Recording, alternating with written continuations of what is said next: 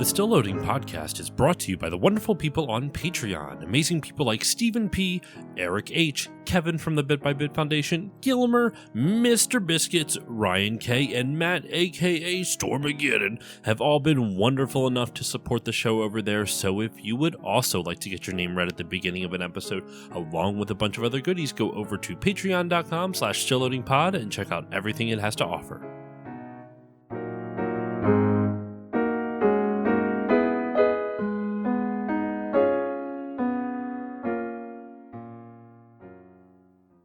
On this episode of Still Loading, come then, champions, feed me your rage. Frostborn hungers.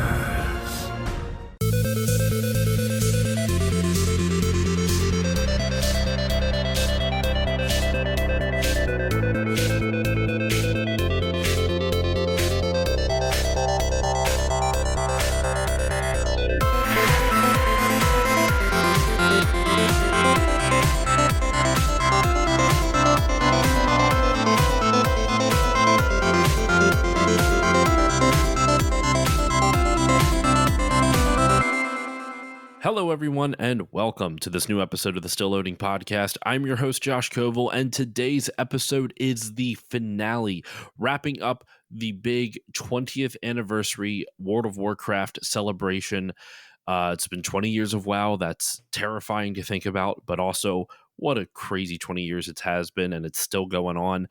And obviously, there's more expansions than this, and you can tell by the title. This week, we are covering the Wrath of the Lich King, the third expansion, and the one I actually started with. This is I mentioned it in the previous episodes. This was the expansion when I first started getting into WoW, but I'll get into more of that and my personal stories once we get into the episode in earnest. Let's go over to my wonderful guests who are joining me for this episode to wrap up this big celebration. We're going to actually start with a returning guest who has not been on for quite some time. He is an author and he is a journalist. Last time he was on, we were talking about the Dark Age of Camelot, a relatively unknown MMO. And now I'm having him back on to talk about a very well-known MMO. Author Matthew Smith is with us today. Matt, how are you doing today? I am doing great. Thank you so much for having me back on the podcast to talk about some Wrath of the Lich King. Really excited to talk about it, not only because it is World of Warcraft, but also because there's a lot of influence of EverQuest on World of Warcraft, which I'm sure we'll get into. But thank you so much for having me back on. I really appreciate it. And we'll just get it. We'll just talk about it real quick off the top of the episode. Matt will be back on in a couple of weeks to talk about his his recently released book, all on EverQuest from Boss Fight Books. So just off the top, real quick, Matt, can you just talk about your book real quick, and then I apologize to my other guests. We'll introduce them in just a moment, right after we go through this. Well, the book is about EverQuest, and specifically, it's talking a lot about the legacy and history of EverQuest. So this is not a book that I've written about my experience. In fact, there's very, very little at all in the book about my personal experience playing EverQuest. And instead, the book is a lot more focused on the ways that the game influenced gaming culture and also really culture in general.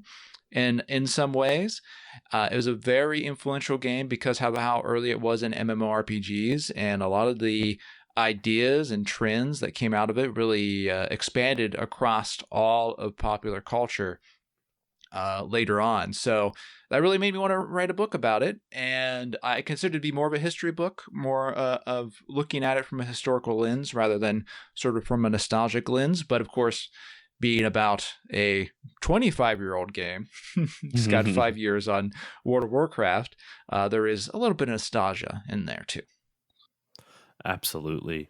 And I did touch on in the first episode of the series about how the developers of WoW took a lot of inspiration, obviously, from EverQuest, and specifically they based their quest structure off of the fact of what EverQuest didn't do and how EverQuest handled their quest structure. They learned a lot from it and changed it around for World of Warcraft. And there's a lot of other things, obviously, they got from EverQuest. But I've held off our other guests long enough. Another returning guest from just a month ago for the Warhammer Bolt Gun episode, Ryan Kern from the newly formed the Pixel Resistance podcast. Ryan, how are you doing today?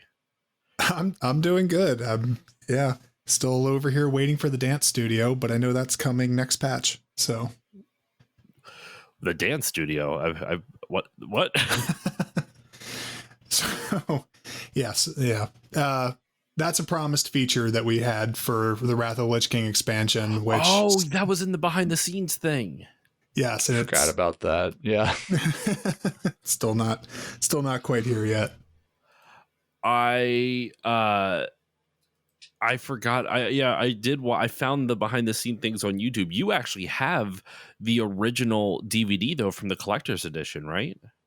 Yes. Yeah. I have all of the collector's editions for World of Warcraft. So I was able to just pop off my Wrath of the Lich King one, put the DVD in, and just be absolutely horrified at the fact that it's 16, 17 years old now, and everyone was little babies.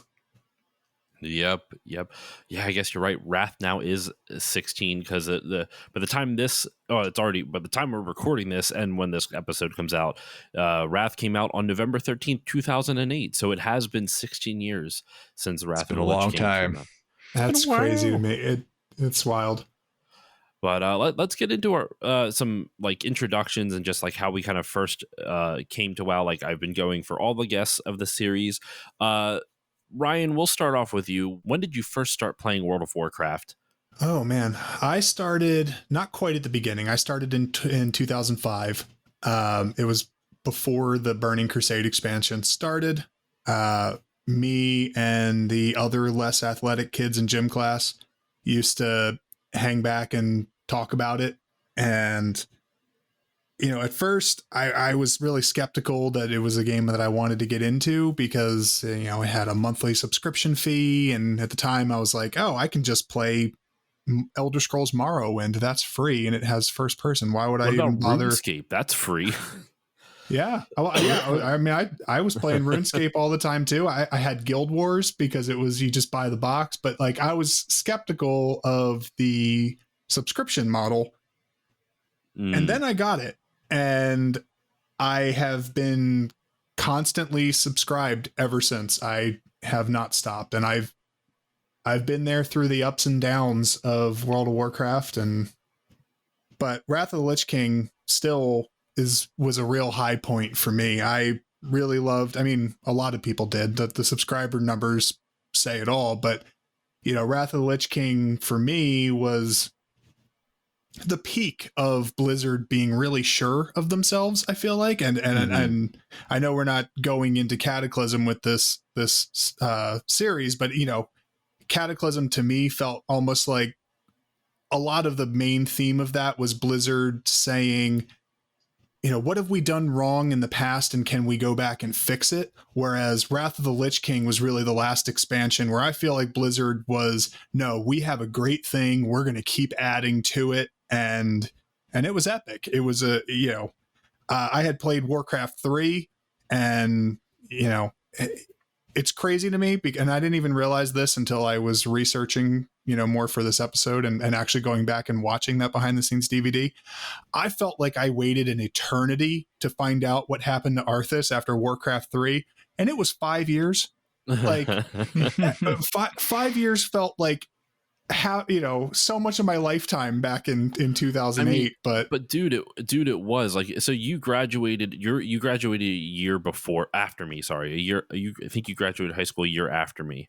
Yes. So if you think about that, this would have been released after the summer after you graduated. Right. So if you think about 5 years prior to that, you would have been 13, like 13 to 18. It's like there's so much chunk of your life. Like, yeah, like absolutely. And it was. It's just really funny looking back now. Like, okay, that's about the same as if something had been released in late 2019 at this point, or 2020. Like, time is weird. Time is very strange like that. But it was so exciting to go to Northrend and actually see Arthas again, because I still think to this day he's the Darth Vader of Warcraft. Like he is that big villain that is just so iconic to the entire series, and having an entire expansion based around him, and even the stuff that wasn't based around him was so much more. It was great. So yeah, that's that's my brief summary of how I got here. All right, Matt, what about yourself? How did you first get into World of Warcraft? Well, I played when it released, although I don't believe it was there at launch day, because I think I would have remembered more launch day issues, but I did play the original release, and I think maybe because I had played quite a few other MMOs before that, I didn't get super into it. I just felt like it was maybe I'd kind of seen some of what was already there, although World of Warcraft did expand and improve on it a lot. I also had some time constraints at the time. I was in college and I was trying to focus on that, so it was not the best time for me to get into the game. I leveled up to like level 40, I think, or so in the original World of Warcraft release window, and I dipped back in a little bit when Burning Crusade came out too. But it was Wrath of the Lich King that really brought me in for my most serious, maybe my second most serious time playing the game. And I jumped in, made a Death Knight, leveled up the character to the max, and I was also drawn in by the Warcraft 3 tie-in with the story, because I was also a Warcraft 3 enjoyer, and I too wanted to see, just like everyone, what was going to happen with this story. And it was a really really great and enjoyable experience, even though I didn't end up doing a ton of raiding in Wrath of the Lich King. Just being able to experience the world was really awesome. And so it was kind of, for me, my first major World of Warcraft experience and encounter of really getting hooked into the game and playing it, day after day, week after week, month after month. That's awesome. I said in the previous episode, in the first episode, and in the last one, but just for those who maybe did not listen to those, for some reason jumped in at the Wrath episode, but you never know. This was I got into WoW here, and I'll just touch on this briefly. Same thing with kind of similar to what you were saying, Ryan, how it's like, oh, monthly subscription, like why would I do that? And then my buddy Tristan, who was on the first episode of the series, is the one that convinced me to get into it, and then I finally did. And I mean, I haven't played it continuously like you have, but I have. I played for a good long while, logged a lot of hours into a hunter. But before we continue on, I have one other question to ask both of you: Horde or Alliance? Alliance. Oh, Matt, you go first. Alliance. Okay, so Matt was Alliance. What about you, Ryan? My heart is for the Horde. It has been all along. Yep. I didn't ask this in the first episode. I asked it in the last one, and I probably should have asked it. We did touch on it. All of us in the first episode were Horde, but I should have started off with that. I mean, that's like a major thing, And not to make Matt feel outnumbered, but I am also Horde. That's what And to be fair, I play both. I reach across the aisle all the time. I have lots of Alliance characters that I love, but my heart is always going to be wherever the Tauren are. So yeah, Horde all the way for me. God, I love them. I love Thunder Bluff is one of my favorite locations, just period. Like, I love that city so much. I will always choose the side of the dwarves. The dwarves, okay. The dwarf. But we should probably get into, like, I guess, because we're talking about Wrath specifically, and it is a little bit hard to figure out, like, well, we already touched on the basic gameplay mechanics in the first episode. What can you talk about for each expansion? But there was a lot of things that they expanded, no pun intended, with the expansion whole thing, but they did change a lot of stuff. And obviously the big one being they added a whole new class called Death Knights that was not faction specific. You could be Horde or Alliance and play as a Death Knight. And correct me if I'm wrong, but the lore behind Death Knights was that Arthas created them kind of like in his image, almost very Christian, like, I've created you in my image. No, but he would create the Death Knights from fallen heroes of the Horde or Alliance. They would serve him, and then there's a giant battle where he betrays them, and a lot of the Death Knights kind of basically said, well, fuck you, I'm going to leave. And that's when they create the Knights of Ebonblade. Is that what it is? I'm Knights of the Ebonblade. Yeah. I'm very amazed I remembered that. I was telling these guys off mic, I know shit about lore. If it's not Thrall, I don't remember who it is. But even then, I barely know. So they basically once that happens, then you are free to join your own faction. Whether you're an orc or your own race, I should say, whether you're orc, whether you're a dwarf, whether you're human, whatnot. But it was a really cool introduction to this character. And unlike previous characters and previous classes where you would have to start at level 1, with Death Knight, you could start at level 55. And by the time you finish kind of like the story portion of that, of like the whole basically Arthas turning on you, you would be level 60. So you'd be starting off right at essentially where the first game, the original base game, ended. You'd be level 60. You still have to go through Northrend and everything. Not Northrend, I'm sorry. Outlands and everything. And then level all the way up to 80. But you had a major advantage because you didn't have to spend hours leveling up from 1 to 55. Do either of you enjoy the Death Knight? Let's start off with this. So just thoughts on the Death Knight in general. Matt, we'll start off with you. Just what do you think of the Death Knight? What do you want to talk about with it? I'm definitely a big Death Knight enjoyer. When I play World of Warcraft, I tend to first jump back into one of two characters, and one is my Dwarven Death Knight, and the other is a Troll Druid that I picked up around Legion. I started playing that one, and usually if I do play, I'll play the Death Knight up to level cap, and then I'll go over and I'll try the Druid out for a while. But the Death Knight, I mean, you look at the cover of Wrath of the Lich King, right? Mm-hmm. And any of the associated art, and how cool that is. And the Death Knight just sort of condenses that into a class, especially at the time that it was released in Wrath of the Lich King. It felt like something that was kind of almost on another level of like, I mean, I think they called it a heroic class when it came out. I'm not sure if that's exactly the name, but it had like a special name associated with it. Yeah. So it was really like something sort of elevating a little bit above the other classes. And of course they kind of had to reel that in after the next expansion came out. But when Wrath of the Lich King came out, I mean, it was really an interesting experiment in designing a very, very special and unusual class. I also think that lore-wise, I mean, like it's sort of, the Warlock up until then was the only class I feel like had a very sort of evilish vibe. And so that was interesting also to see sort of the Death Knight come in and have this sort of undead sort of vibe and really lean into that with the class.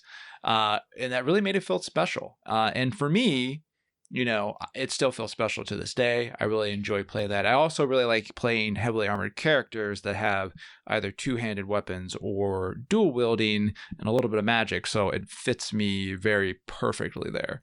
Ryan, why don't you talk a bit about the Death Knight? What are your thoughts on it? Yeah, I mean, the Death Knight was never one of my main staple of characters. I mean, I've had a Death Knight consistently since Wrath of the Lich King, and it's unlike Matt, it's not one of the first ones I level up. It's usually a little bit later, but I mean, it cannot be understated how mind-blowing the Death Knight was when I first signed in back in Wrath of the Lich King, and a lot of that has to do with the starting area that you touched on. First of all, I mean, you start that out as a full servant of the Scourge, and it makes you do just horrible things. You are slaughtering civilians. You are, you're doing all this terrible stuff, and it's really, kind of to Matt's point, it's the first time you're really like the bad guy, right? And the Mhm. story is putting you into being this evil character, and you're doing all these horrible things. And that all leads up to the battle at Light's Hope, right? And that's what you were talking about, where Arthas kind of betrays you. You know, he says, sent your Death Knights here to die. You know, like you go, and it's all just to lead Tyrion Fordring out. But once you realize you're betrayed, you start the Knights of the Ebon Blade. You go and try to appeal to the Alliance or Horde, whichever side you should be on based on your character's race. And the other really neat touch is everyone throws rotten fruit at you and spits at you until you go all the way up and like get the king's Forgot about blessing that. to be forgiven.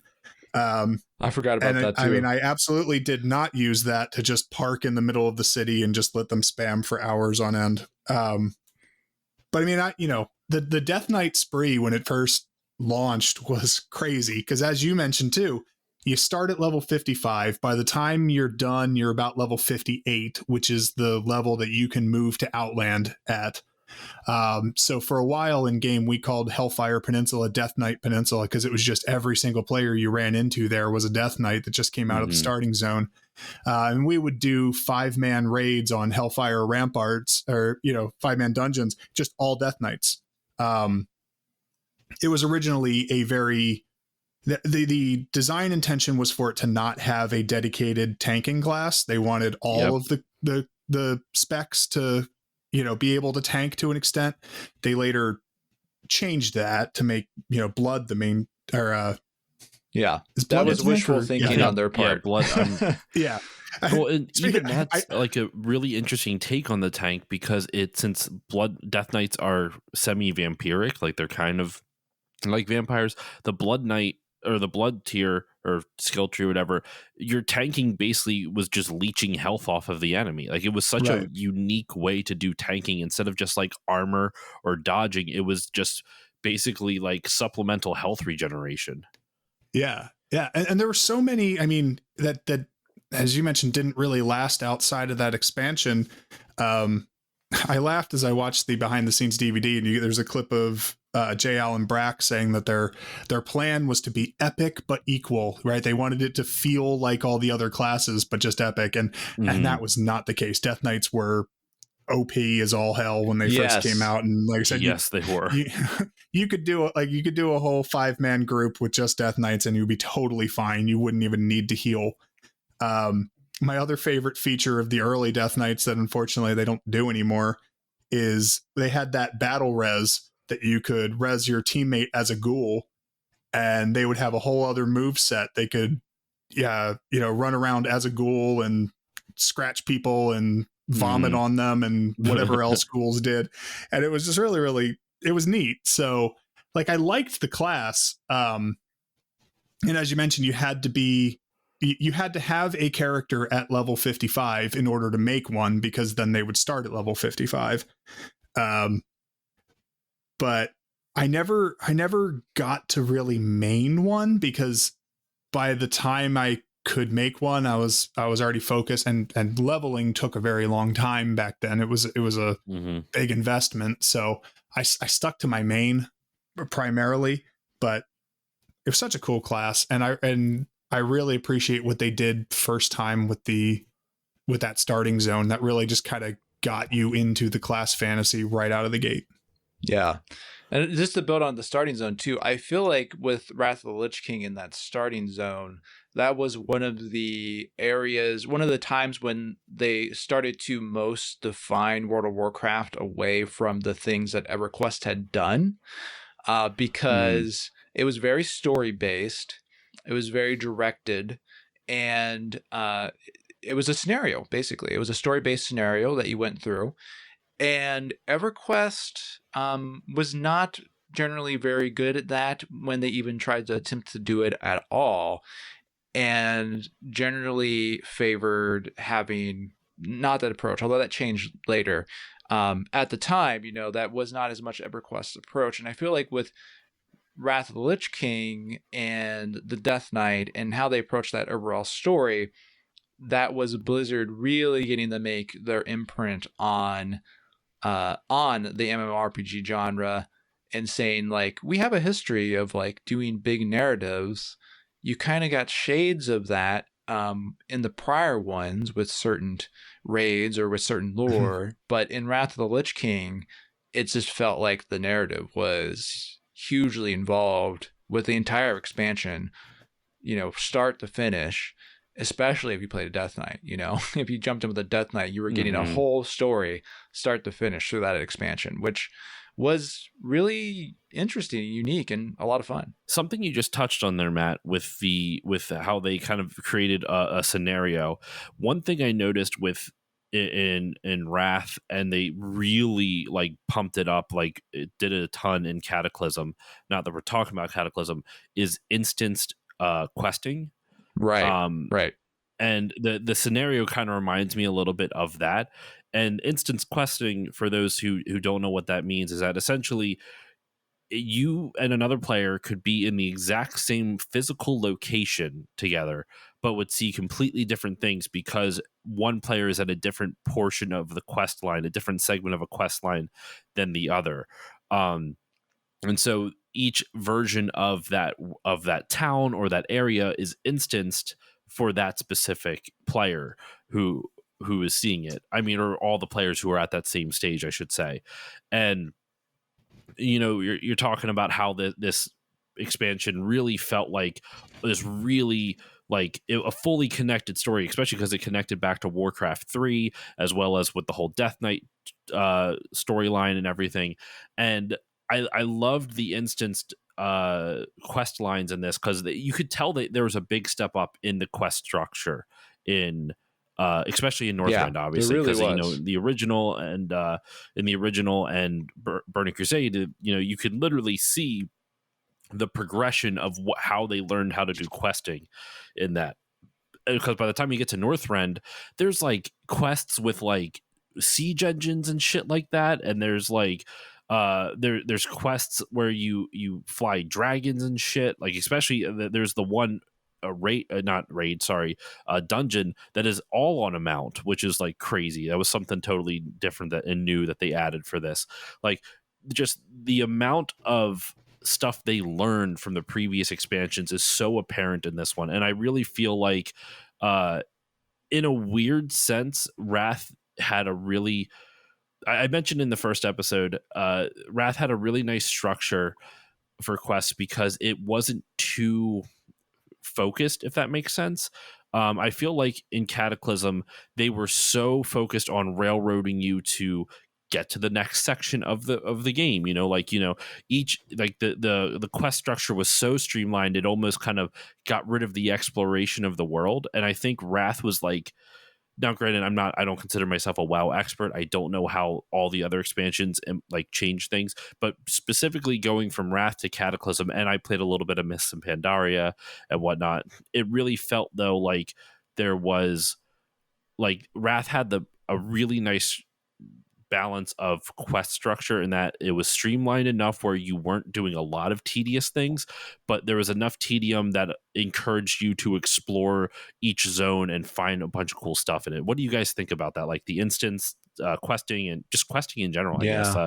I mean, I totally agree with you. And but I would say, just to one area I might disagree or add my own point, is that I think with Cataclysm, as you were saying, I think maybe they overlearned the lessons of Wrath of the Lich King, and maybe I think maybe there are even some World of Warcraft fans that would sort of argue this point continuing all the way into modern World of Warcraft, because Wrath of the Lich King, you had directed quests, you had more of a story, you had the vehicles started to show up very extensively, sort of vehicle sections or like riding the dragon or all kinds of stuff that got in there more and more. There was more stuff when you went out into a zone, you would see the tanks shooting at the undead or whatnot, and that was all very cool. But then with Cataclysm, like they kind of took that dial and cranked it up to 11 and then just kept going until the dial came off. And I think with Wrath of the Lich King, they started to get more familiar with, I mean, I feel like they were really pushing their technology, right? Blizzard was pushing World of Warcraft to places that had not really gone before. They were building on the engine, they were building on the technology. And once they sort of rolled that in the Cataclysm, I think maybe even partially this is why they decided to do Cataclysm, is because they had so many new options, right? Of what they could do with the game.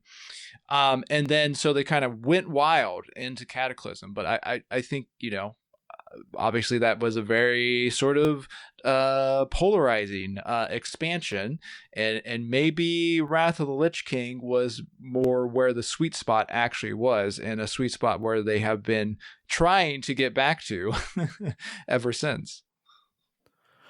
It's funny because I even remember like towards the end, like when I was playing Wrath like a lot, I remember people talking about how like, oh, this expansion is pretty good, but Nilla and Burning Crusade were so much better because of A, B, and C.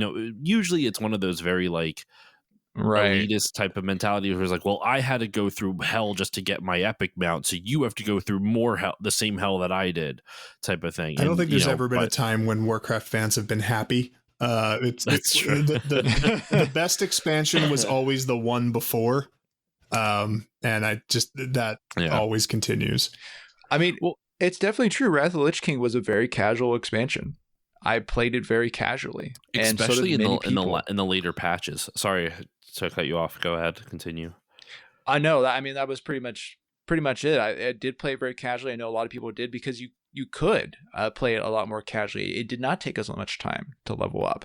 I think a lot of the encounters solo were easier. The class design was more refined, which means you didn't have to worry quite so much about whether or not you're playing the good class or the really terrible class, when you were starting to roll up your characters. So, and in all those ways, I think it was a more friendly to casuals, but then that also caused some of the more hardcore people to be like, oh, like we need to go back to the good old days, as always happens.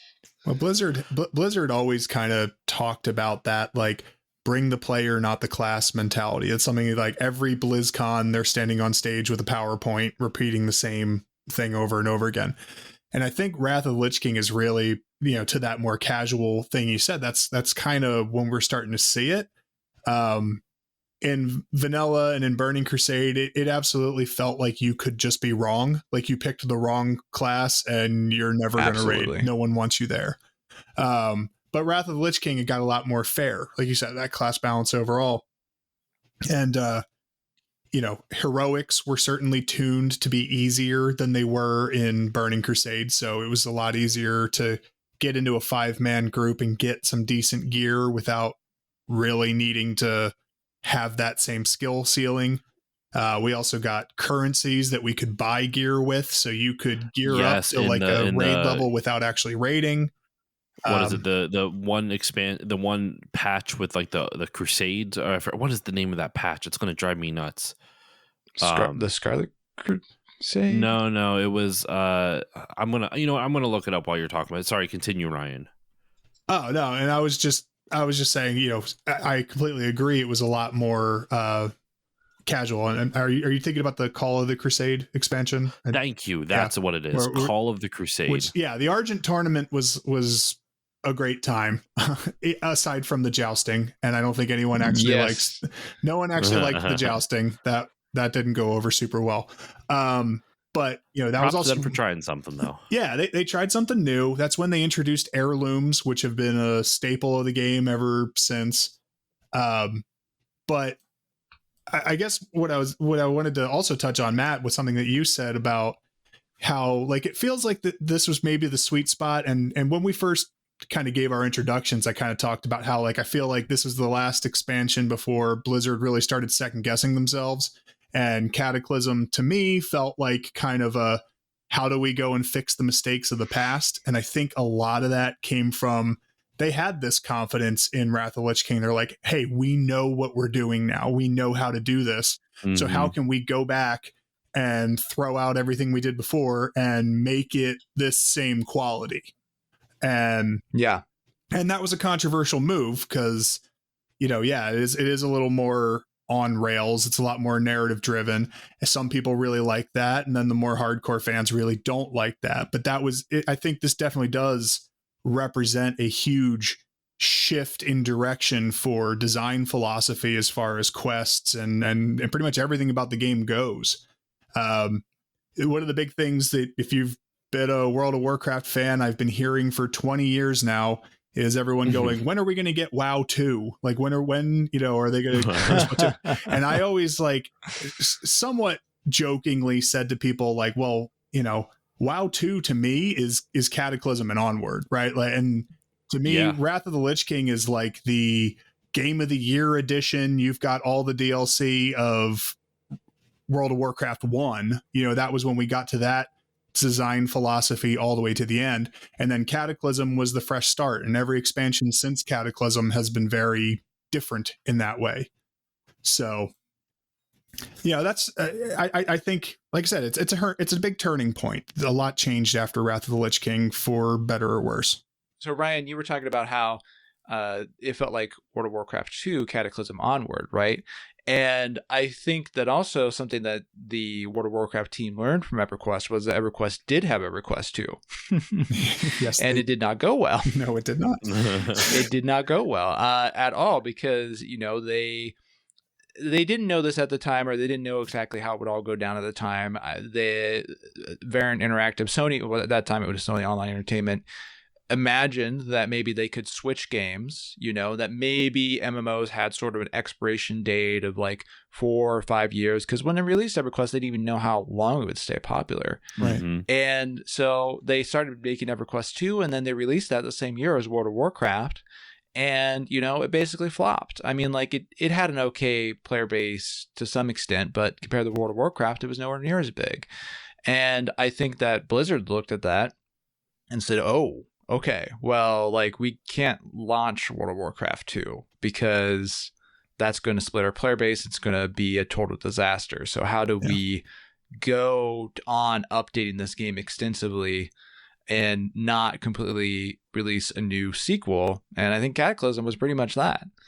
Yeah, I completely agree. And like you said, EverQuest 2 was not a bad game. EverQuest 2 didn't fail, but it's in the case of MMOs, this is a world that you are building. This is something you're existing in. And once people have invested a certain amount of time and themselves into that, asking them to start over is a big ask. This isn't a normal game where the sequel comes out and everyone moves there. So I completely agree. I think EverQuest learned that lesson the hard way.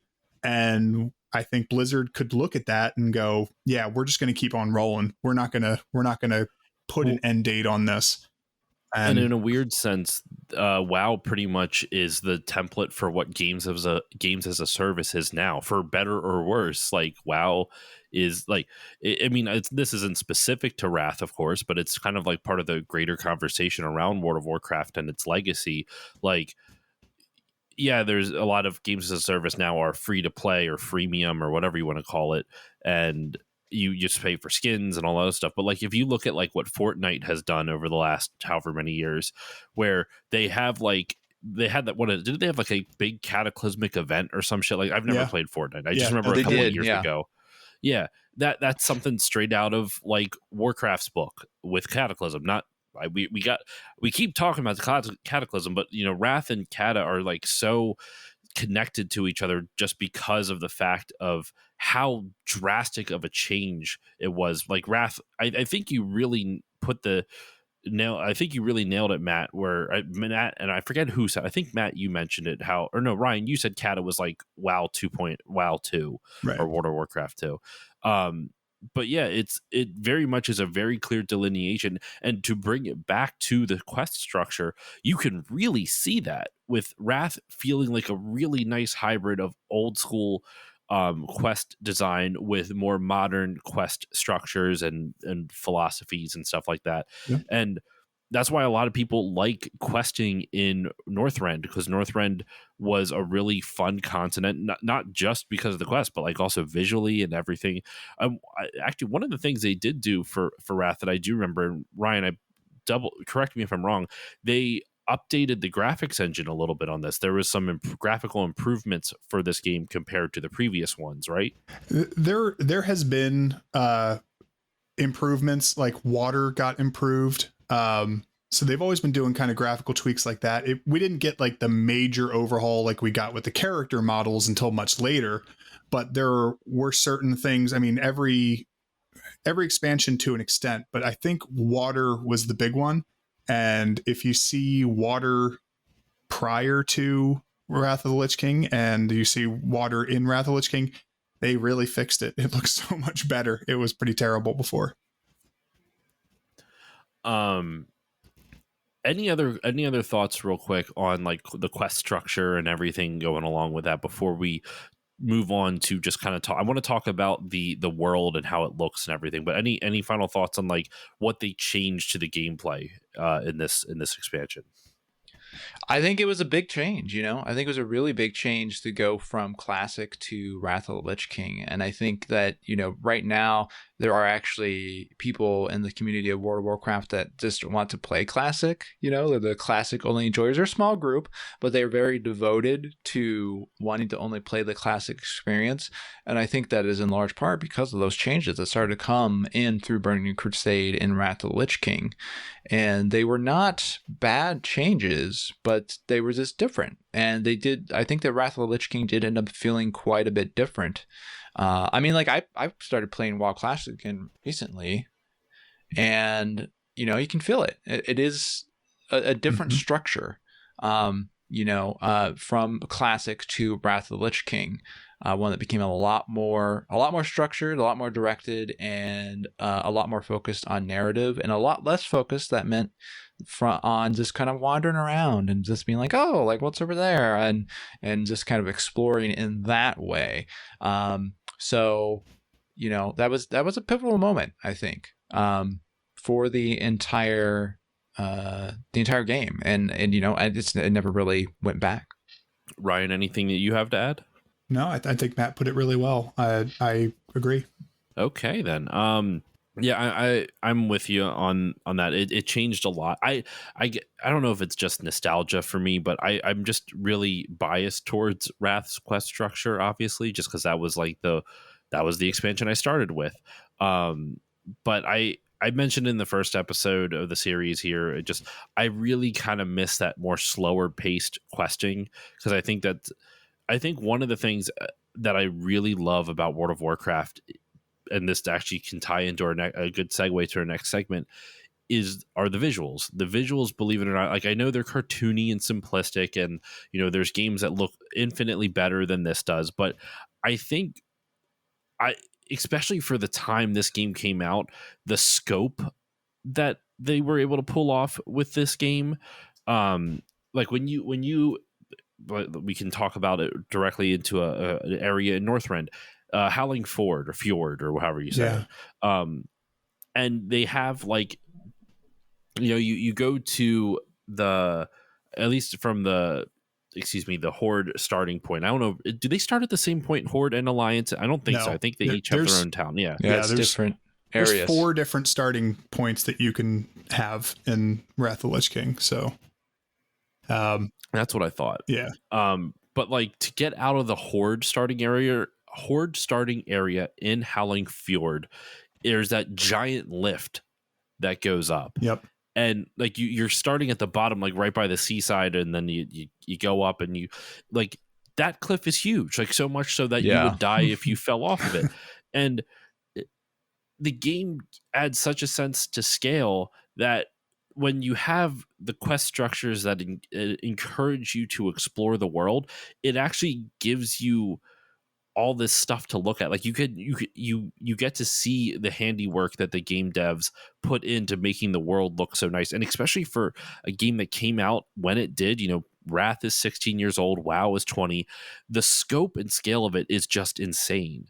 And I really adore that. And so the quest structure allows you to kind of almost admire that scope and scale. And, in Northrend, I love Ice Crown, and oh my gosh, I'm blanking on the other. What's the other icy area in the north? Storm Peaks. Thank you. Like just huge mountains and everything. They're not my favorite areas to explore, admittedly, but I still really like that. I still like the exploration in it, and I don't know. I actually really enjoyed Northrend in general. Like some of my favorite personal areas. I really like Sholazar Basin just because anything jungle related. I really like. With that said, I always find I've mentioned it before. I always think it's weird their like area, like I guess biomes. Like, why the hell is there a random? I think it might be even in lore as to why. There's a lore reason. It's a Titan thing. Yeah, but it's still weird as hell. Like you're just walking, you're like the fact I that agree. Sholazar Basin is right next to Ice Crown. You're wandering this snowy wasteland, and all of a sudden you're in a jungle, and you have that moment of what the hell is going on? Why is this here? Like that adds to the mystery of the zone just on its own. I guess so. I guess is Sholazar where Nessingwary is in Northrend, or is that Grizzly Hills? That is where you run into him in Northrend.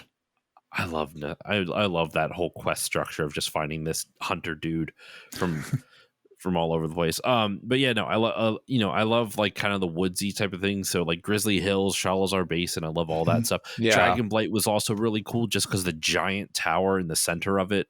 I thought that was awesome. But Ryan, I want to throw it over to you. What are some of your favorite areas in Northrend?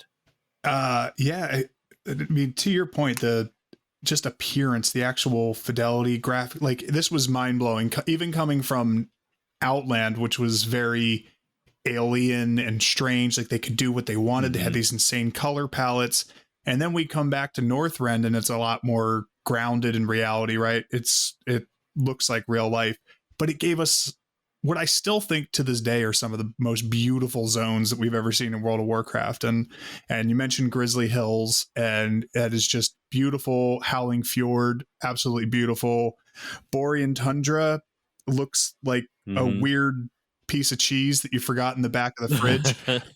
But everything else is really, really beautiful. And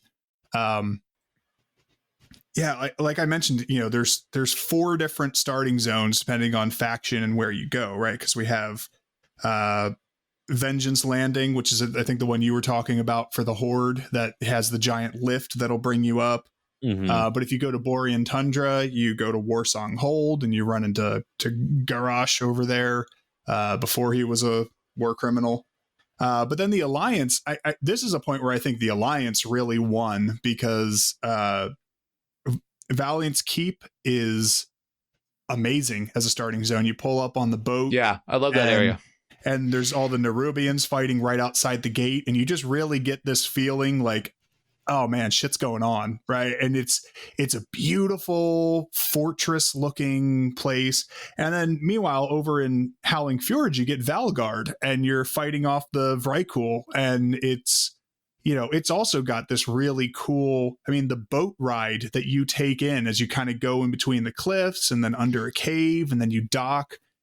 It was just arriving in Outland was jaw-dropping enough. Walking through the dark portal was like, wow, this is crazy. But then arriving in Northrend was just mind-blowing. And, I did my first playthrough. I did do Borean Tundra, as much as I make fun of it for the weird being appearance, being moldy cheese. But like I said, there was so much cool stuff. We had the Gorloks that you run into, and it was like up until that point we had only seen like Murlocs as we known them. So these are like weird, different looking things.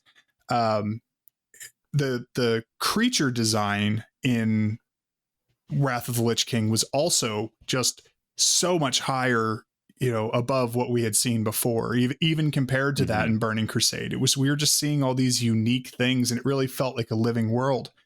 And without staring at a map in front of me, I feel like we haven't had another continent do this as well, where the more south you go, the more green and trees you get, but the more north you go, the more snowy it gets. Like they really planned out the entire continent as one whole thing, and the art direction on all of that is just fantastic. So I really, really like the zones as we got them, except for Borean Cheese Tundra.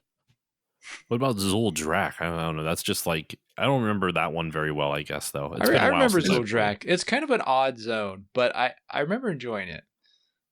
Yeah, it's What about you, dark. Matt? It's purple. It's cool. It's very purple. What about you, Matt? What are some of your favorite zones in Northrend?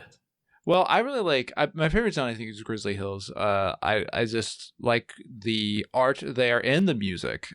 Because I just feel like going to that zone, it's like kind of a respite from the rest of the hectic, stuff going on and the rest of the expansion. It just feels very homey, and I've always enjoyed that. It's probably one of my favorite zones to just wander around in the entirety of all World of Warcraft.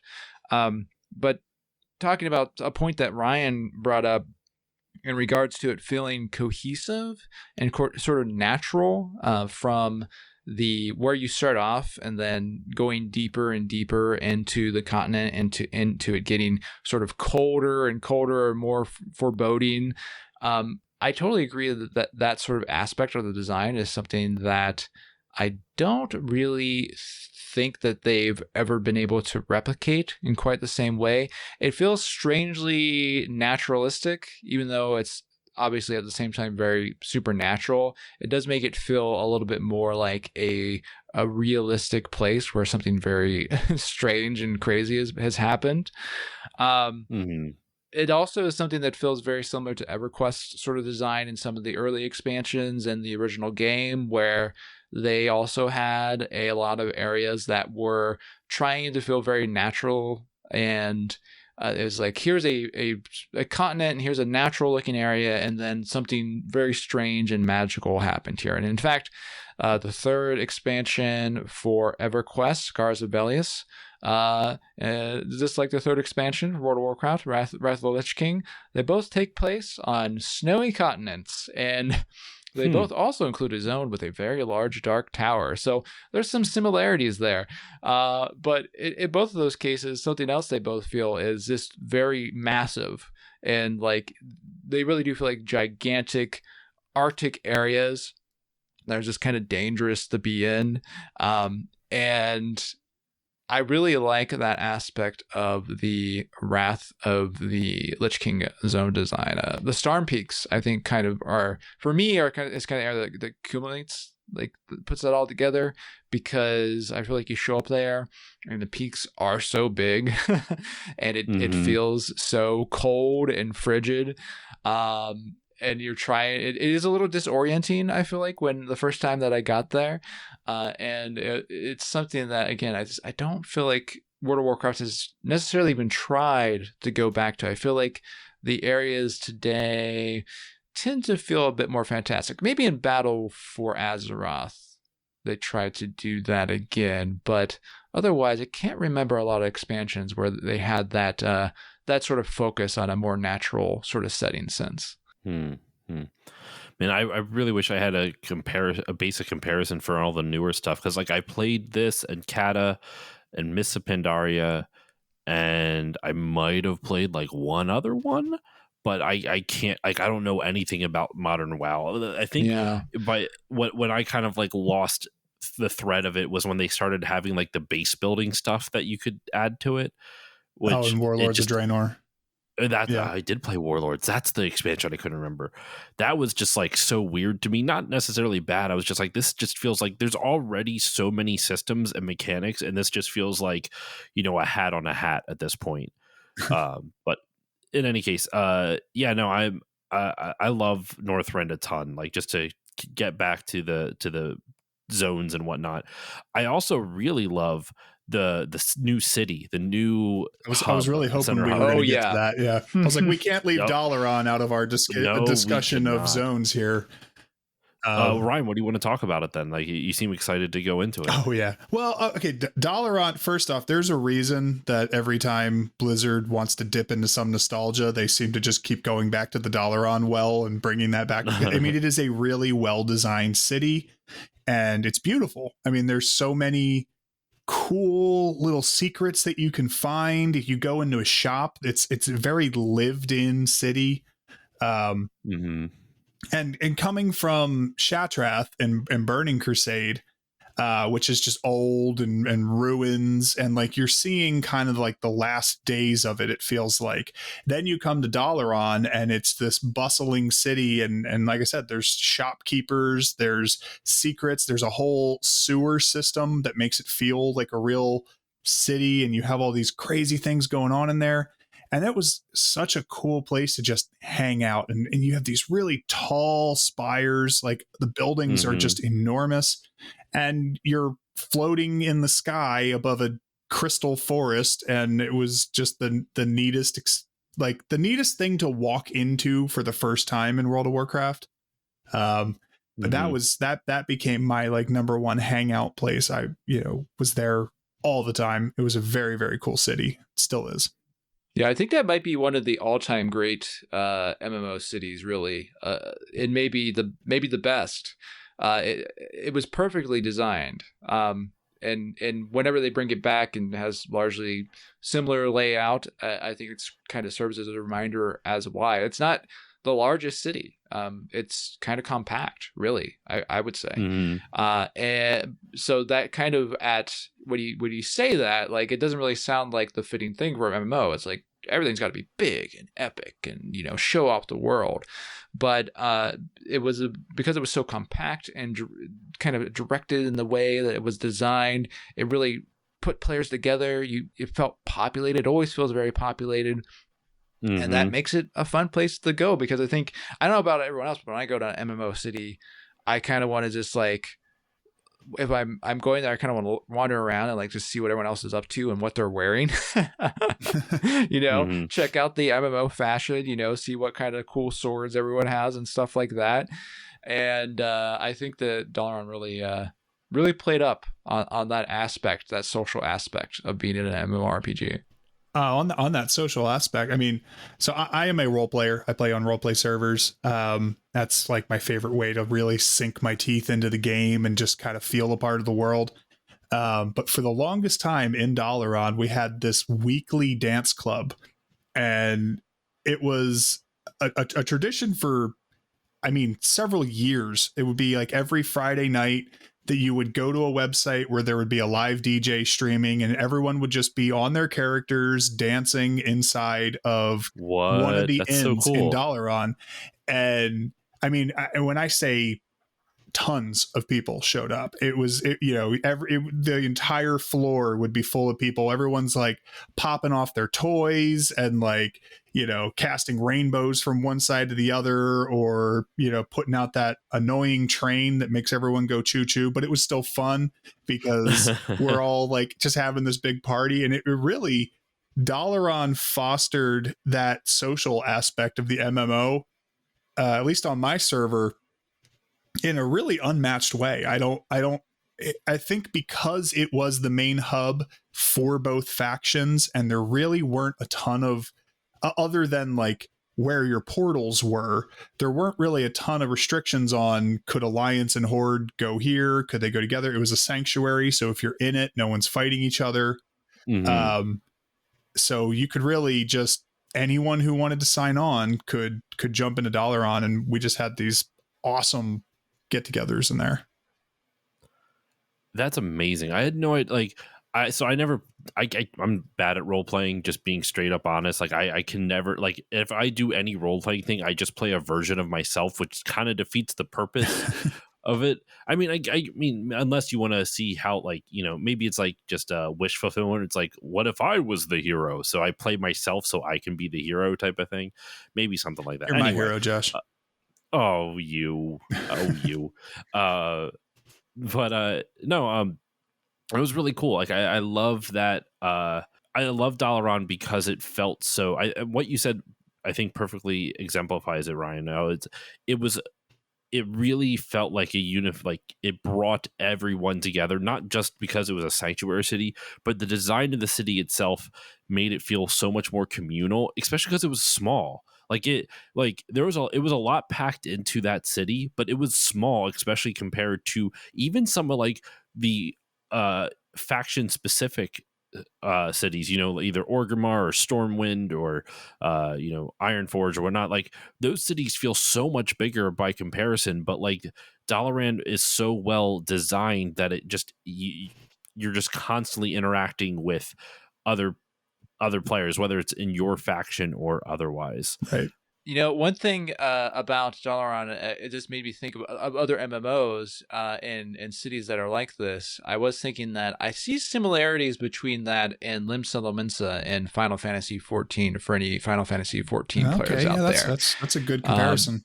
Because, and I think maybe this is something that, is a lesson that MMO cities in general can learn, because I feel like these are both fairly compact spaces, really, and they're kind of built around a central nexus, but with a lot of windy sort of areas that you can go through if you want to go access some things further out in the city.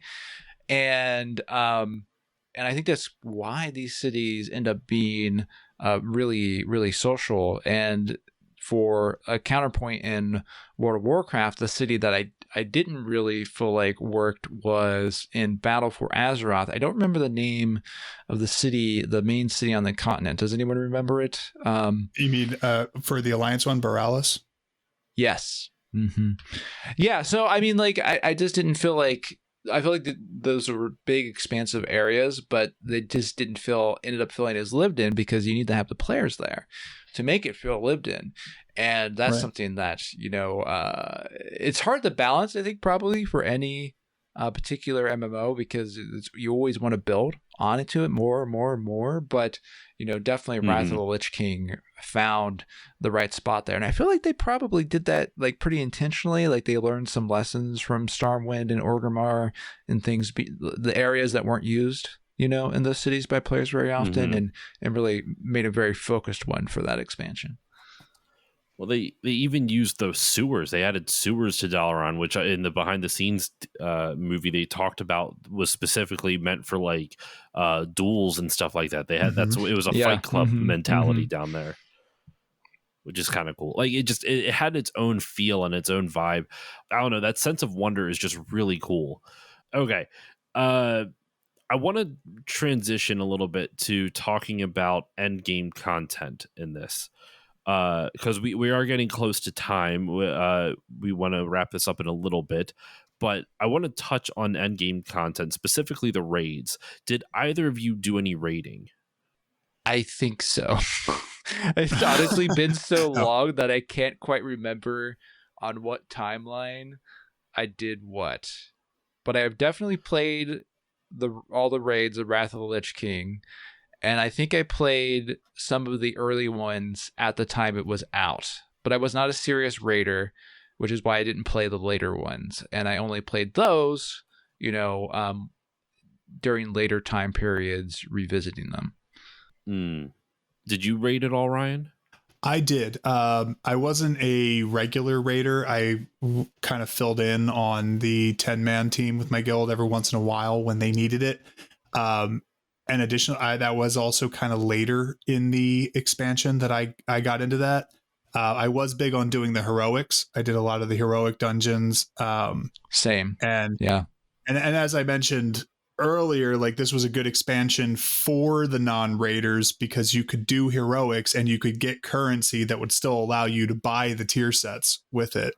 Well, that wasn't until that I think it's like 3.2 or whatever. Yes, yeah. That patch, because that there was in the original Wrath they didn't have that, but once they added Ulduar, they kind of, I think that's when the heroics came in, and then in Call of the Crusade they added the currency to buy like really good gear that you could only get from raiding. So it encouraged. It was a good streamlined way to get players up, so that way they could. Part of it was like kind of like, well, what's the purpose of the other raids if you can just buy all the gear for it? Well, I mean, to be fair, that's how World of Warcraft has always operated, right? Your current raid tier is relevant, but then once the next patch comes out, it's almost they'll usually give you some kind of catch up mechanic, and it's pointless to go back. But to me, it seems like I personally like the idea of like you have to fight your way up through the raids to get geared enough to do like end stuff. But then again, at the same time, that requires guild members who don't need raids to run raids that they, like for example, like Naxxramas was like your base level one, just Right. about. And it was on the guild to gear everyone up so that way they could do like the end game content and stuff like that. So that way you could tackle some of the later ones like Ulduar and then eventually Ice Crown Citadel. But that would, you would have to do those raids. But I guess at the same time, it still encourage players because the way that a lot, I mentioned it previously, the way that a lot of guilds did it was taking a page out of EverQuest with DKP. Yes. And having your dragon kill points and, see, I didn't know what that was when I was doing that. Our guild, had DKP and you would wage or bet a certain amount. So like if a piece of gear or every raid that you went on with a guild would earn you a certain number of DKP. And then you would then use that DKP to basically place a wager or whatever the fucking, I can't think of the term for an auction. Like you make a bid. You're bidding bid, on the for gear. Christ's sakes. Right. Yeah. Thank you. Holy shit, Josh. It's a basic ass word. You're bidding on different gear. So you bid however much DKP you want.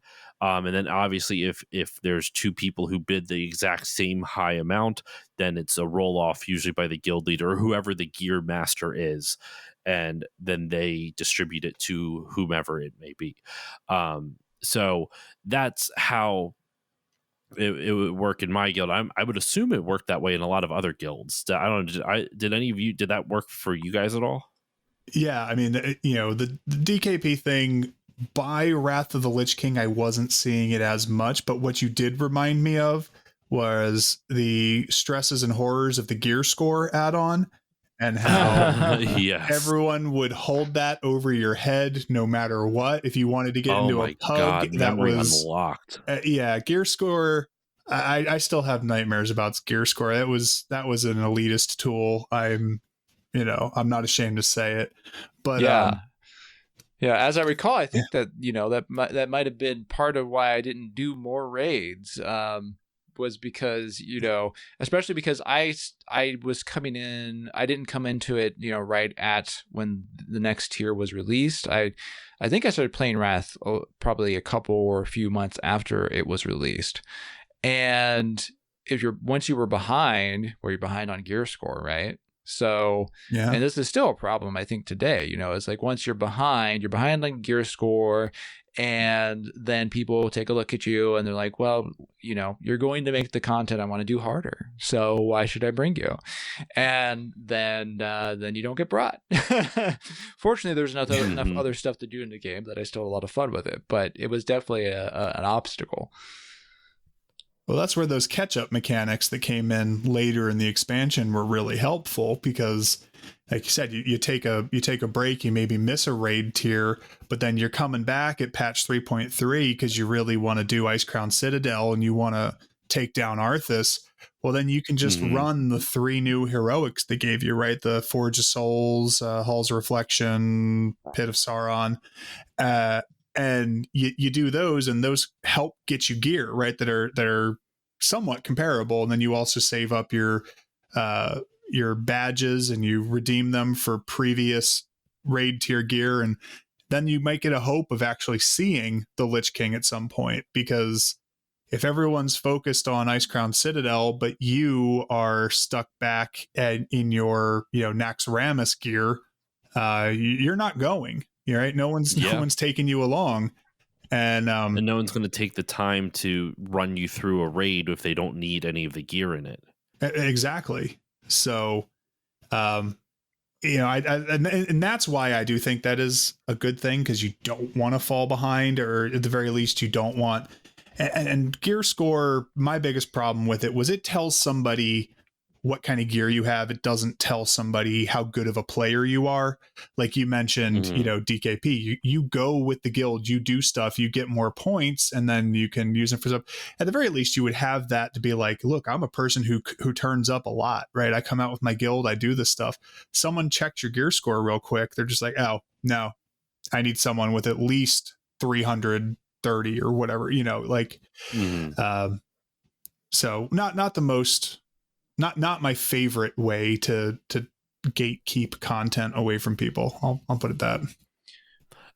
This has been a problem. This actually led into, I think, what also a problem that has been with plaguing modern World of Warcraft, and it sort of originates back with Wrath of the Lich King. It's actually is that catch-up mechanic. As they've leaned more and more into that over the expansions, they ended up getting into that situation where building on that system, I think a fair number of players, myself included, kind of felt like, well, what am I doing this for when I'm getting this gear that's going to be obsoleted by something very easy to acquire, within a few patches, like how special is this really? It's a tough, and it's not an easy problem to solve. It's a pretty core. There's two edges on that blade, game right? design problem.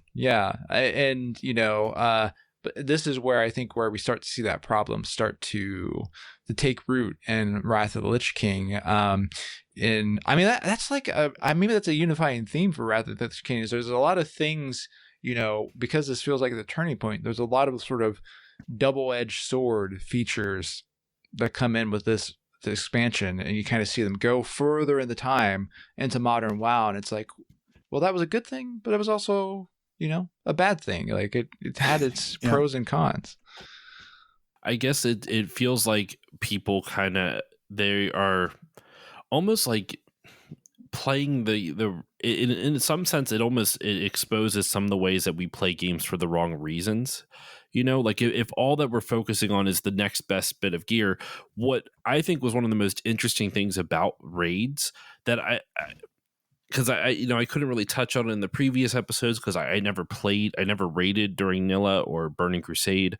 The boss mechanics and how there were some bosses that were like it wasn't just as we call it, a tank and spank, where you just send your tank in to take all the damage. What was interesting about raids was the puzzle element of it, which I think is kind of lost with the age of the internet, where now you can, like, don't get me wrong, like it's not like WoW wasn't around when the internet was around. It needed to be there, but in the age of like Wowhead, and it just gives you all the answers that you need, and people can figure stuff out so quickly now.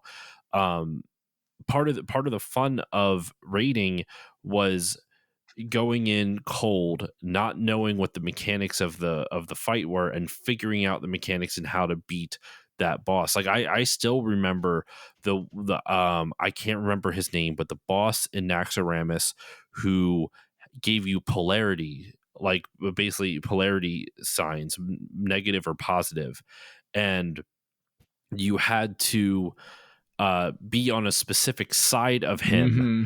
And that always confuses me too. If you were any game that does that, yeah. Mm-hmm. And so that's why there was also it was a big like noob killer, because it would piss a lot of people off, kind of understandably so. But basically, the way it would work is that you would be on if you're positive, you were on like his like if you're facing him from the door, it was like on the left side or so. I fucking forget. One side is positive, one side's negative, and you periodically you will switch polarities, and you have to then move to the other side. But the catch is you can't cross paths with a player of the opposite polarity. Because what will happen is that then you'll discharge, and it will do a lot of damage to the other players around you.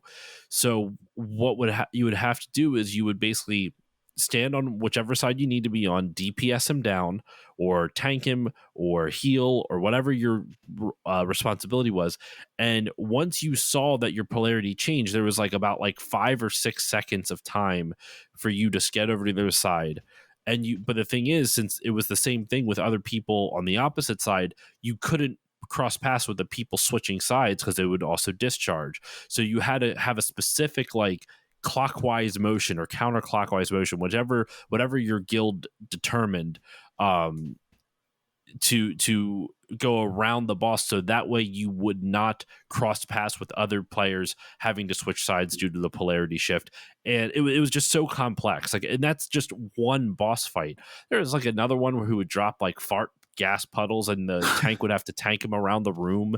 So that way, but you would have to like stand clear of it. They would dissipate eventually, but the idea was you had to DPS that boss down fast enough. Or damage that boss down fast enough before the whole room would be filled with farts and you would all die because no healer could heal through it. So it was insane. Like, that's part of the fun of it. It's not just the higher gear and the higher numbers, it's the problem solving of the boss fights.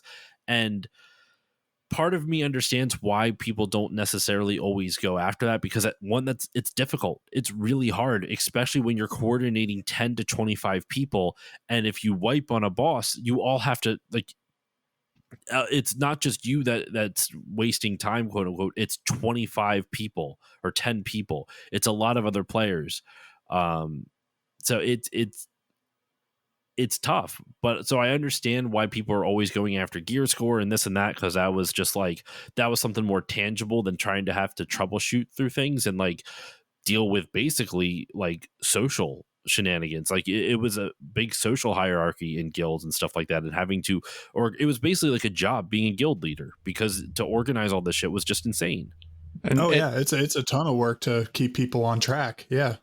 that reminded me too, isn't Wrath of the Lich King the expansion where World of Warcraft reduced the raid sizes and changed how the raid sizes worked up? Yes. They changed it quite a bit. It was from what was it, 40 down to 10, 25? Was the big one. 10 and 25 mans? I think we had 25s in Burning Crusade, but 10s. Karazhan was the first 10, I think, and then they carried 10 into Wrath of the Lich King. Yeah, and that was a big shift. And one that sort of continued some shifts from, like, when EverQuest had its first raids, I don't think there ever was a cap, but generally people would bring 80 or more to try and overwhelm the bosses. And I distinctly remember, this is kind of interesting, I remember posts from Jeff Kaplan and other people associated with the World of Warcraft development who were unhappy that when EverQuest implemented raid caps later on in its life. So it was, and the reason for that was because they could no longer bring their entire guild to the raid. They had to pick who would come. And so it was really kind of interesting to see Wrath of the Lich King finally come to that point where they're like, okay. You know what? That's a lot. We'll do 10. We'll do 25. We'll make it more manageable. 40 people is nuts. They finally came around on it. I mean, just coordinating 40 people is just straight up nuts. Like and to do it on a weekly basis, because the raids would reset every week. Fun story, by the way. So I one of the raids I did a ton was Ice Crown Citadel. I have never gotten to beat the Lich King. I raided that place forever, and every time a 25-man group did it, I was never a part of it. And every time we tried doing it as a 10-man, we could, for some reason, just not do it, no matter how many times I was involved with it. It was just so frustrating that we could just not seem to do it.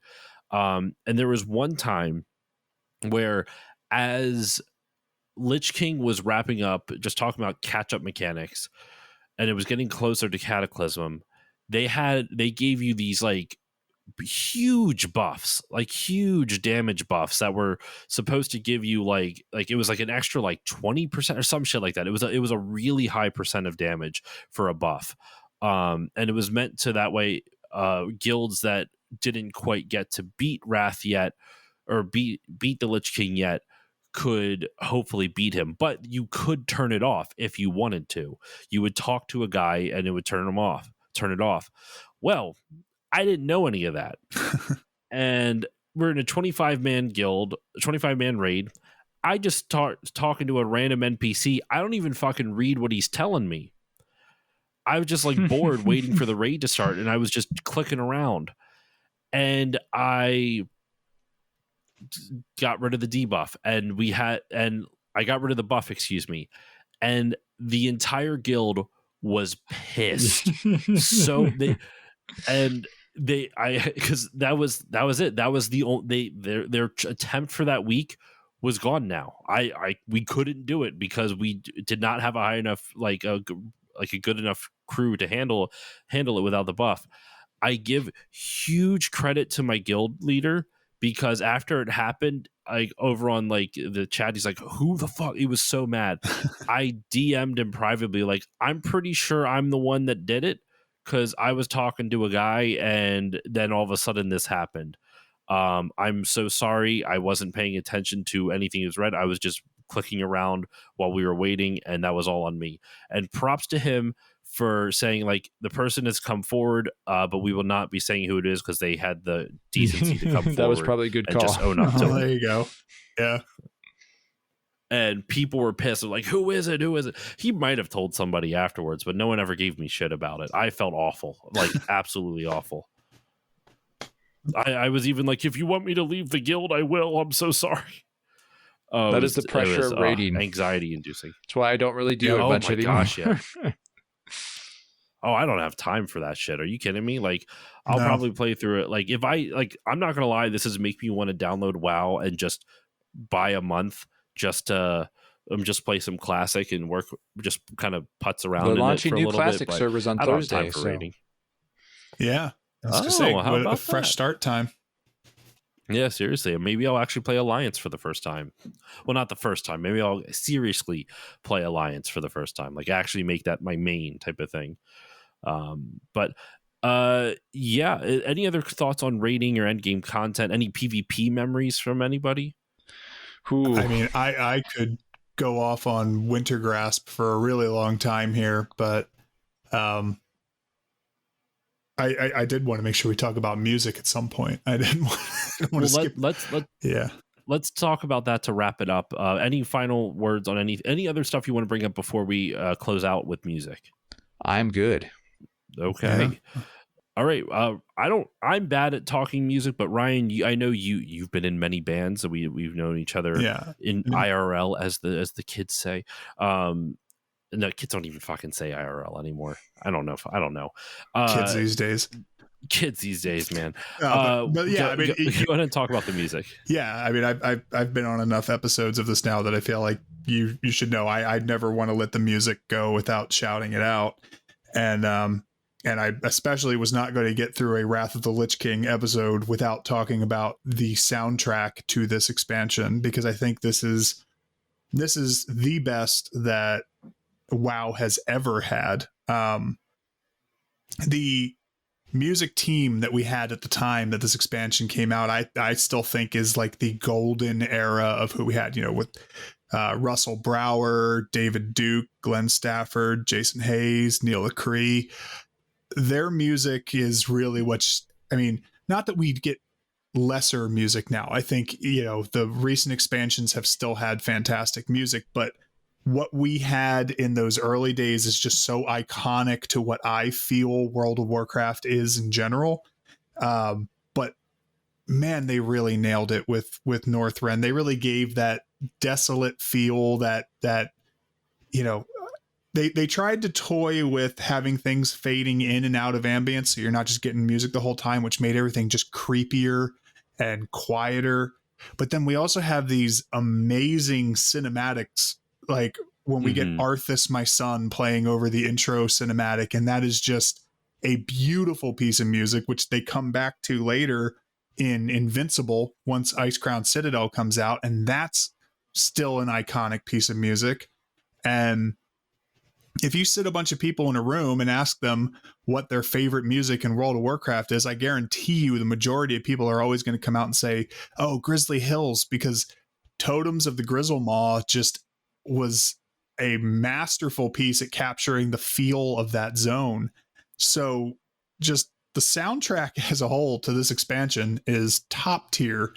And I think they did such a good job of catching the feel of what it should be, of what Northrend should be like. Yeah, and I'll say that I'm not probably as experienced talking about music as Ryan is, but I will say this about the music on Wrath of the Lich King, which is that I bought the collector's edition for Cataclysm because I liked the music of Wrath of the Lich King so much, and I was like, well, I didn't get it this time, but I want to have the the music soundtracks for the next expansion, which was part of the collector's edition. So I ended up buying the Cataclysm collector's edition, probably the least popular, second least popular collector's edition after Warlords of Draenlord, because of the music. And you know what? I did still like the music of Cataclysm, and I actually popped that CD in my car, because that's what you did back in the day, and listened to it on quite a few times. And I believe I got the Wrath of the Lich King one too. So it was excellent music. Articulating why is something I'm not quite as good with, but I loved it. And Grizzly Hills theme, yeah, one of the all-time greats for sure.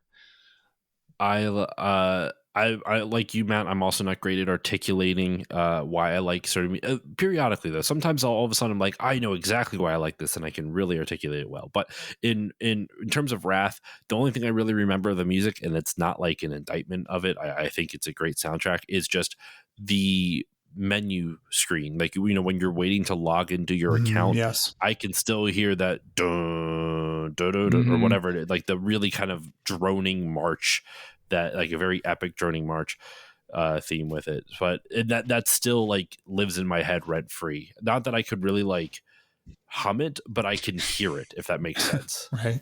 I know what you mean. Yeah. It's an odd thing. But yeah, I think that's a good place to wrap up this episode. This was a really nice conversation about Wrath. I was so happy to have you both on for this. Like, Wrath is super important to me, and I love how much both of you love this expansion as well. This was a ton of fun. One thing before we do our final thoughts and shout outs and all that other stuff, I totally forgot. Arthas's helmet, Lich King's helmet, that's just Sauron, right? Like, he looks straight out of Lord of the Rings. Okay. I'm not crazy, right? I think you're kind of right. And I was actually somewhat unrelated, but I was playing Dragon Age Origins. I started playing that again. Kind of came out in a similar time period, I think a year later. And I was looking at the art in that game, and I was like, man, Lord of the Rings movies had a really big impact on video game art around this era. Yes. I don't know if you guys remember this game, because it was kind of small, but like Xbox 360 era Codemasters put out the game Overlord, where it was like, I remember that, yeah, Pikmin, but you're evil, but the character that you looked like just straight up looks like Arthas. Like, they just lifted him straight out and gave him Pikmin. Man, there's so much influence in all this stuff. But anyway, that was super random. I just thought it was a music. I meant to bring it up earlier, and I'm like, well, it's the end of the episode. I don't have any good segue for this, so fuck it. This is it. But yeah, well, that should do it for this episode of Still Loading. Any final thoughts from both of you on Wrath of the Lich King and World of Warcraft in general? Like this, I have different guests for each one of these episodes. So, any final thoughts? Matt, we'll start off with you, and Ryan, you after. But final thoughts on WoW and Wrath of the Lich King, and anything else you want to say? Well, I will say that over time, I've definitely found myself becoming more of a classic era enjoyer. And by that, I do include up to the Wrath of the Lich King sort of era. I've been going back to that more than retail. And it was a very different sort of game design than what we have in modern retail WoW. And I think that as I've gotten older, I've started to prefer it, which is kind of a strange thing because it was sort of an arc, like at the time I was like getting the new stuff with each expansion. I was like, wow, this is amazing. But, at some point, I think I kind of got in the reverse attitude and have progressed back through the expansions. And now I'm just like back to enjoying the first few expansions of World of Warcraft the most out of anything in the game. I'm with you on that. I'm more interested in classic, and I've just enjoyed this era a lot. So I'm with you on that. Ryan, what about you? Yeah. I mean, it's a good thing we had a time limit for this episode, because I probably could have just gone all night talking about this. I mean, it's really hard to put into even just an hour and a half or however long we've been talking, like a game that has meant so much to me for 20 years of my life now. Wrath of the Lich King still holds some of my fondest memories. I mean, it was not only the peak player count, but it was my personal peak. I mean, I had a great guild. I had a lot of friends. I was low responsibility as a college student. So if I wasn't in class, I could just sit around and play all the time. And I still play, as I mentioned earlier. I've played continuously. We've had our highs and lows, and I survived Shadowlands, so I feel like I can survive anything. Yeah, you came through it. But you guys are mentioning, being classic players, having a lot of love for that, and I really do too. I do bounce my time between retail and classic. They'd feel like two completely different experiences, and I'm not going to say one is worse than the other. It's just, we talked about how classic felt more open and free, and like you were doing things in a much more random order, whereas later on now it feels much more you're getting through a narrative, it's pushing you along that path. Both are great experiences. I can't say enough about World of Warcraft, but we do have to end this episode, so that's where I'll leave it. All right. And I guess for myself, just last little bit, this game meant a lot to me in college. That's where I played the most of it. And when I saw that it was coming up in 20 years, I was like, I got to do something big for this, because not just for me, but like this game's monumentally important. So hopefully this series has done it justice in some way, in the smallest way, shape, or form. There's obviously still so much that we could talk about it, so many memories revolving around it. But I will also leave it there just to wrap up this episode. I love this game. It's honestly, after this episode, I'm going to download it and probably play a little bit of it. Maybe not tonight, because it takes forever. It's a giant freaking game, but we'll see where it goes. So to wrap up this episode, let's go with our shout outs and everything. Where can everyone find you all online? So Ryan, will start off with you, and then Matt will end with you, so that way you can talk about your book and everything. So Ryan, first off, where can everybody find you online, and what would you like to promote? So everyone can find me either I'm on Threads and Blue Sky. I'm Paperclips on both, PAAPERCLIPS. I try to engage with people as much as possible on there, because I really like the conversations I like to get into. And then I also recently, as of just yesterday, launched a introduction I guess not yesterday by the time this episode goes live, but yesterday by the time we're recording this, I just launched a podcast. So I now have the Pixel Resistance is my podcast, and you can follow that at Pixel Resistance. That is also Threads and Blue Sky. And check it out on all major podcasting platforms. We're going to be diving into video game history, video game, what I'm playing right now, but also the issues surrounding video games and us as gamers, and, just kind of trying to create a welcoming space for everybody, no matter how long you've been playing games. So that's the Pixel Resistance. And I look forward to really diving into that show. All right, Matt, where can everybody find you online, and what would you like to promote? Well, you can find me online as Matt on Tech. I'm on Blue Sky and Threads and LinkedIn, and I also have a little portfolio website at mattontech.me. That's where I do most of my professional freelance journalism. Of course, the book is about EverQuest. It's published by Boss Fight Books. It's not fully released yet. It is available through the Kickstarter, which is wrapped up. The full release date is currently set to be December 3rd, which is when you'll once again be able to get a hold of it through the Boss Fight Books website. When this comes out, it will be out for everyone. Yes, it will, at the time this is out, be out and available.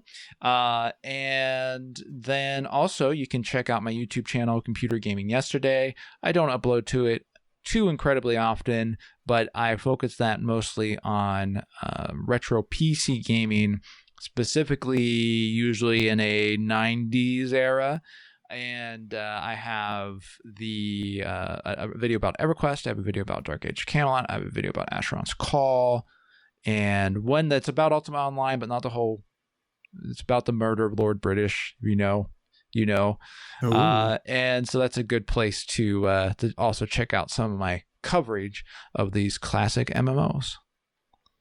I highly recommend his channel and obviously his book. I'm excited to talk to you more about that. Just as a not so subtle hint that Matt will be back on the show in a month or so. I'll be back. Who talking about what? Who could guess? But I'm excited to talk to him about that. But yeah, for myself, you can follow me on Facebook, Twitter. Oh, actually, sorry, no, I locked my Twitter. Not on Twitter, Facebook, Threads, Twitter. Blue Sky, Twitch, at Still Loading Pod at all those locations, at Still Loading Podcast on YouTube if you prefer to listen to the audio version that way, because I don't do video. Too much work. But if you want to support the show, you can give it a 5-star rating or review on whichever podcasting app you use. It does help more people find the show because it pleases the algorithm gods, or so I'm told. But if you want to support the show monetarily, there is a Patreon, patreon.com/stillloadingpod. For as little as $1, you get all the episodes earlier with better audio quality, as well as access to patron voting rights, which helps guide the direction of the show. In fact, Ryan was on my Warhammer 40k Bolt Gun episode, which was a patron chosen game, and the next one coming up is The Last Guardian, which I've already beat and is yet to be recorded, but that is the next patron chosen topic. And there's quarterly polls and a big poll coming up at the beginning of this year for backlog month, where you can help pick 4 games that I cover for backlog month in 2025. So that's all there for only $1. For $3 a month, you get everything at the $1 tier plus patron shoutouts like you heard at the beginning of this episode. For $4 a month, you get everything prior plus 2 mini bonus episodes, and for $5 a month, you get everything before plus my monthly movie podcast, which, if all things are going according to plan, will be Still Family, my monthly movie podcast, where my monthly Fast and Furious movie podcast, where all my friends who join me for that episode aren't just friends, they're family. So that will do it. That's all my stuff. Patreon.com/stillloadingpod if you want to support it that way. Lots of extra stuff for your money, so please consider that. But that's it. That's all the time I have for you today on this episode of Still Loading. That wraps up the 20th anniversary celebration of World of Warcraft, and I can't thank my guests enough for it. So Matt, Ryan, thank you once again for joining me. Thank you so much for having me on. Thank you for having me. No problem. Thank you both. And with all that said, listeners, I will see you all next time. So, it is done.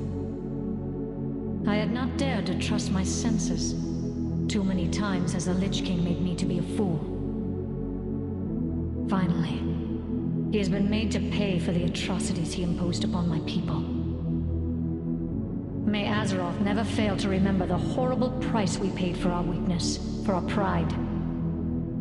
But what now, hero?